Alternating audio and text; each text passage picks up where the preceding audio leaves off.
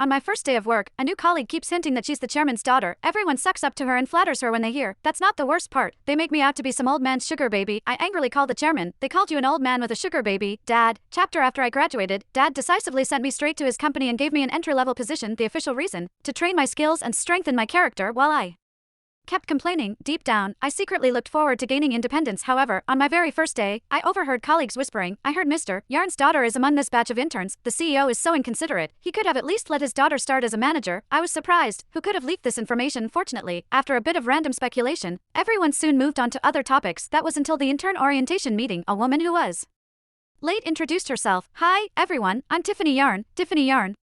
Are you the CEO's daughter? The person beside her gasped, covering their mouth. The entire meeting room burst into excitement. After all, Tiffany was dressed head to toe in designer brands, even sporting Cartier's latest Ballon Blue watch. She had the unmistakable look of a wealthy heiress. Tiffany lowered her head with a small smile and replied evasively, my father has always taught me to be humble. My joining the company is really just to fulfill his wish. You can just tell she was born with a silver spoon. That demeanor is unmatched. Tiffany, don't forget as colleagues when your internship ends. I was so shocked that I couldn't find the words to speak. Weren't I supposed to be my dad's only daughter? Since when did he have another one? That said, the misunderstanding was understandable. I had taken my mom's last name, Thornton, while Tiffany was the only intern in our batch with the last name Yarn. Naturally, she became the center of everyone's admiration. I watched her beam under the attention but chose not to expose her, at least not yet. The room only began to settle down when Gareth Jackson, the department manager, walked in. However, I couldn't help but notice that Gareth's attitude toward Tiffany was markedly different from how he treated everyone else. To top it off, he outright appointed her as the leader of the intern group, assigning her the responsibility of communicating the company's arrangements to us. I couldn't stand this blatant favoritism, so I stood up and suggested, I think it'd be fairer to let everyone vote on this. We don't have time for votes, Gareth replied. Tiffany's resume is the most impressive among you. It's only fitting that she takes the lead. His words were so absurd that they nearly made me laugh. Just last night, Dad told me, among this batch of interns, your resume stands out the most. I believe you'll shine brightly, faced with the manager's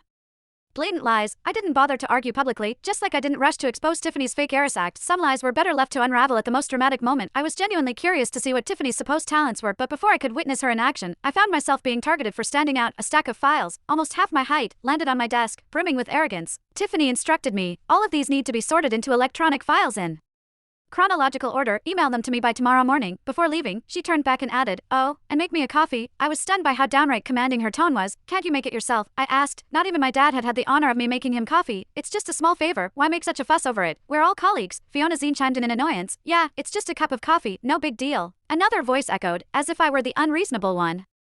I shoved the mug into Fiona's palms. Well, since it's no big deal, you can do it. She should serve Tiffany since she was so eager to do so. Fiona's face immediately darkened. Yvonne, what's your problem? Are you trying to stir up trouble on your first day? I'm at fault. Tiffany stepped in before I could respond. I shouldn't have asked Yvonne to grab a coffee for me. Please don't let this affect our harmony, she pleaded, acting like the